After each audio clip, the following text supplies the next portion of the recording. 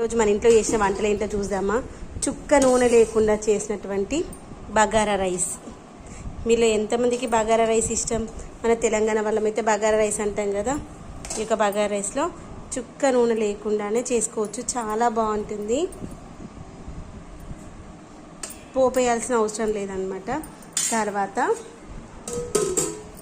Chicken curry, మా వాళ్ళకి చాలా ఇష్టమైన చికెన్ కర్రీ. మీ పిల్లలు ఎంతమందికి చికెన్ కర్రీ ఇష్టం? కామెంట్ సెక్షన్లో చెప్పడం మర్చిపోవద్దు. దీంట్లో మీ పిల్లలకి ఏ పీసెస్ ఇష్టం? మా వాడికి అయితే లెగ్ పీస్ ఇష్టం. మీ పిల్లలకు లెగ్ పీస్ ఇష్టమా? మా వాడు నన్ను చూస్తూ ఉన్నాడు, ఇది కూడా చెప్తావా మమ్మీ అని. అందరి పిల్లలకి లెగ్ పీసే ఇష్టం ఉంటుంది.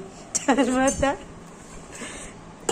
మా అత్తయ్య వాళ్ళకి ఇష్టమైనటువంటి తలకాయ కూర, తెలంగాణ స్పెషల్ తలకాయ కూర. వీళ్ళు ఎంతమందికి తలకాయ కూర ఇష్టం? తలకాయ కూర ఇష్టమా చికెన్ కూర ఇష్టం? చికెన్ కూరలో ఈ యొక్క లెగ్ పీస్ ఇష్టం ఉన్నవారు లైక్ చేయండి.